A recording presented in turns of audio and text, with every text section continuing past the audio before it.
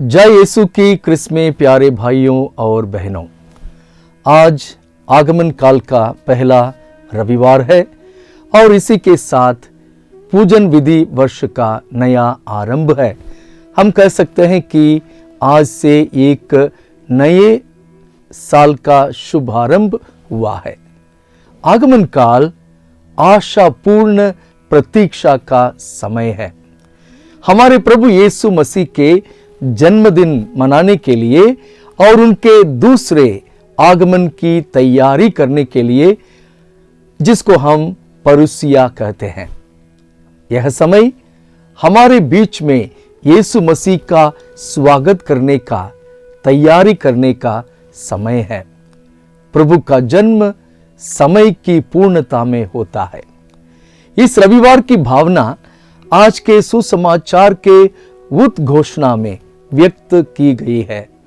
हे प्रभु, हमें दिखाओ अपना प्यार और हमें अपना उद्धार प्रदान कर।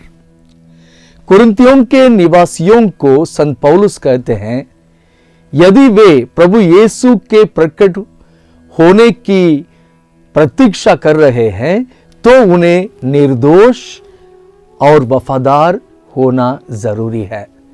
हम जो प्रभु यीशु मसीह के जन्म की प्रतीक्षा कर रहे हैं, हमें भी विश्वास योग्य, निर्दोष और विश्वास में मजबूत होना अनिवार्य है। जैसा कि महात्मा गांधी जी ने कहा था, भविष्य इस पर निर्भर करेगा कि हम वर्तमान में क्या करते हैं। नबी इसहाक के ग्रंथ से लिया गया आज का पहला पाठ इज़राइल के जीवन और उनकी जीवन की स्थितियों का वर्णन करता है, जो अभी अभी अपने बबुलोन निर्वासन से लौटे हैं, बैबिलोनियन एग्जाइल। आज का पहला पाठ एक प्रकार के सामुदायिक विलाप का हिस्सा है। हम पढ़ते हैं, लोग यह कहते हुए, हमें बहुत समय से ऐसा लग रहा है कि हे प्रभु, तू हम पर शासन नहीं करता, मानो हम कभी तेरे नहीं कहलाए हो। लोगों ने ऐसा इसलिए कहा क्योंकि जब भी यरूशलेम का शहर दीवार और सत्यानाश हो गए थे, परंतु अभी वे अपनी गलती स्वीकार करते हैं और वे कहते हैं कि उन्होंने पाप किया, अपराध किया और वे अशुद्ध हो गए।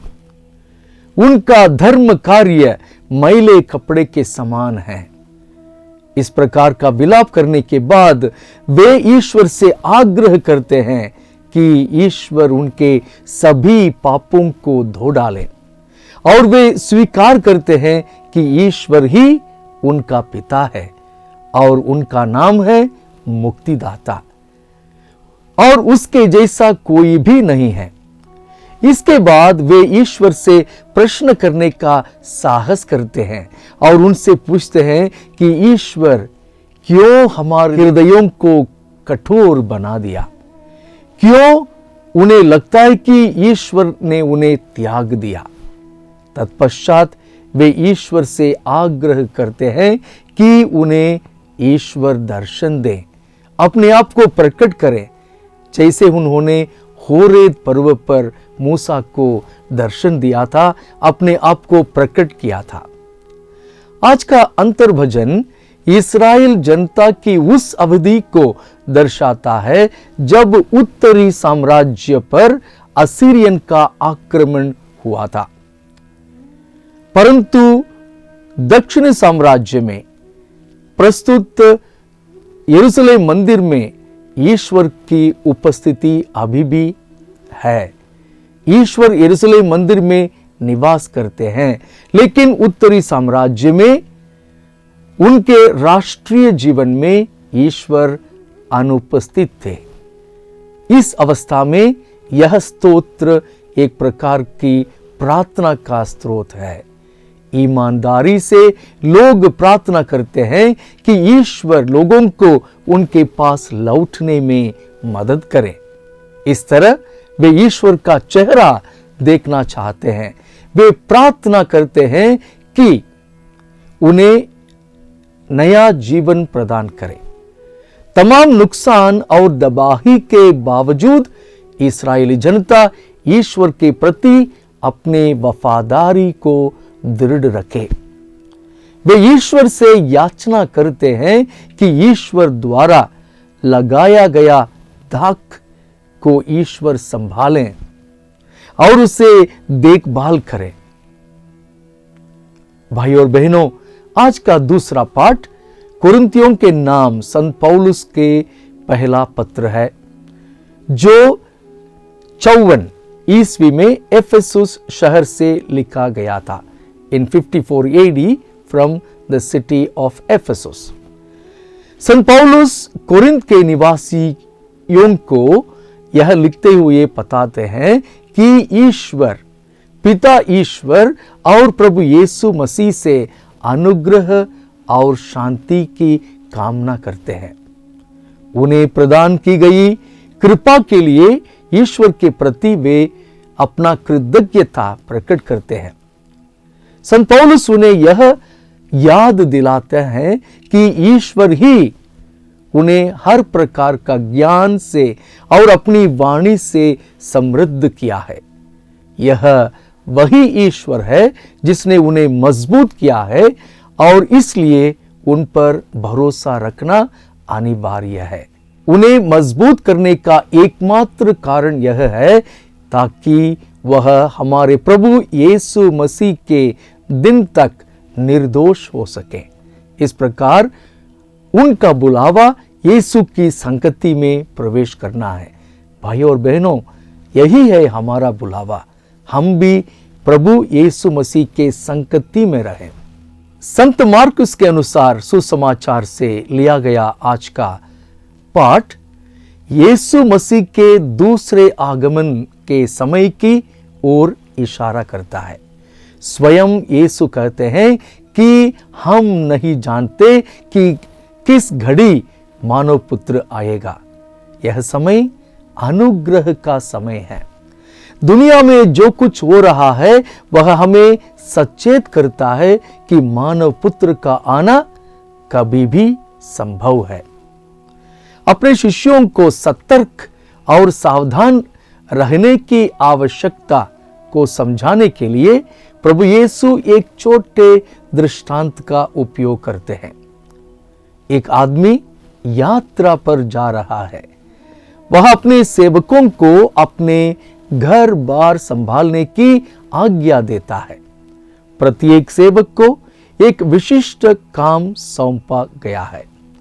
हर किसी को अपना अपना कार्यभार संभालना जरूरी है।